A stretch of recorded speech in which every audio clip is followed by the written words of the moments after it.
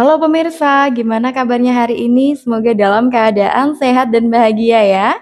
Berjumpa lagi dengan saya Solihatun di channel YouTube pribadi saya. Di video kali ini saya akan bahas tentang manipulasi cinta. Karena banyak sekali orang yang merasa kesulitan membedakan cinta yang nyata dengan hanya sekedar dimanipulasi aja. Karena memanipulasi cinta ini berkaitan dengan psikologis ya. Dia membuat korbannya merasa dicintai, merasa disayangi, dan merasa takut kehilangan dia, tapi di satu sisi dia akan berusaha untuk memanfaatkan korbannya. Untuk itu, Anda wajib menyaksikan video ini sampai selesai jika Anda ingin tahu ya perbedaan antara cinta yang sesungguhnya dengan cinta yang dimanipulasi aja. Nah, pemirsa, untuk melihat tandanya itu sangat mudah sekali ya. Anda bisa melihat beberapa tahapan yang akan saya jelaskan di video ini. Tahapan yang pertama, biasanya si pelaku ini akan membuat korban merasa sangat dicintai. Merasa agar si korban ini tersanjung dengan apa yang dilakukan oleh si pelakunya. Entah itu dengan memberikan pujian, kemudian memberikan harapan-harapan indah di masa depan, atau dia memberikan janji-janji yang sekiranya janji-janji itu bikin korbannya merasa terlena, korbannya merasa dibuai ya dengan semua janji yang ia berikan.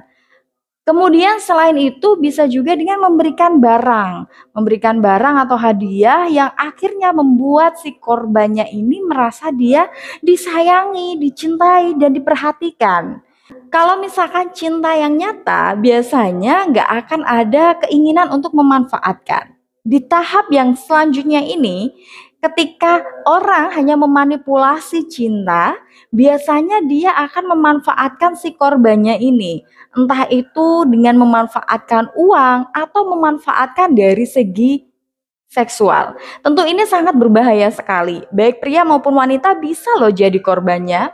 Kalau para pria biasanya jadi korban dari segi materi gitu. Tapi kalau wanita biasanya jadi korban dari segi fisik gitu. Nah, pemirsa, untuk melihat apakah dia memanipulasi ataukah tidak, ini dari poin yang kedua ini bisa kelihatan. Kalau dia memanipulasi, endingnya dia selalu meminta lebih kepada korbannya. Misalnya dia minta dibantu dari segi uang. Masa kamu tega sih aku nggak punya uang gini nggak bantuin?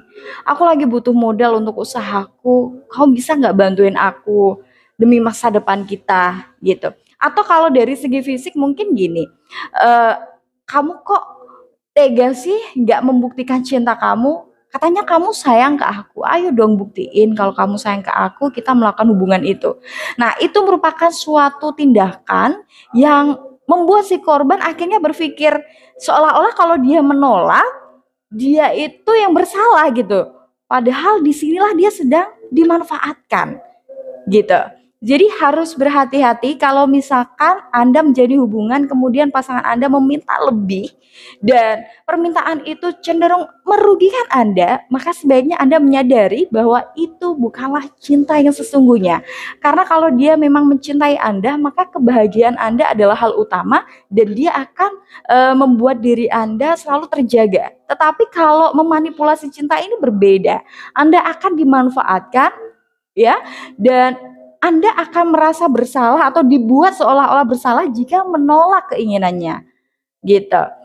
Jadi secara halus dia akan mengelabuhi dan membuat si korbannya menuruti apa yang dia inginkan.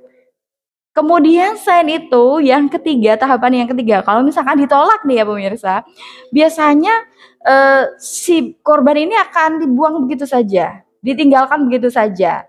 Tetapi si pelaku ini nggak langsung pergi. Si pelaku masih membayang-bayangi si korban seolah-olah dia itu masih ada perasaan, seolah-olah dia itu tulus gitu ya. Sehingga si korban ini merasa bimbang, merasa dia nggak nyaman sendiri ya. Di satu sisi dia pasti akan merasa terluka perasaannya karena di poin yang pertama tadi dia sudah diperlakukan dengan seolah-olah dicintai gitu, diperlakukan dengan baik seolah-olah dia dicintai, disayangi dan mendapatkan cinta sejati dari si pelaku. Tapi kalau misalkan dia membiarkan itu ya, dia kehilangan, otomatis kan ada perasaan galau, perasaan sakit hati, kemudian perasaan pengen balik lagi gitu. Karena sudah ada efek yang pertama tadi, seolah-olah dibikin ketergantungan. Kemudian, selain itu kalau misalkan si korbannya nggak tegas ya, kan gampang untuk dimasukin lagi. Si pelaku ini masuk kembali, menghubungi lagi, mengatakan kalau dia masih sayang, masih cinta. Kemudian melakukan treatment yang pertama lagi. Dia diperlakukan dengan indah lagi, ya. Kemudian endingnya apa? Ya dia akan dibuat untuk memenuhi keinginannya atau tujuan-tujuan dari si pelaku ini yang jelas-jelas akan merugikan si korbannya ya.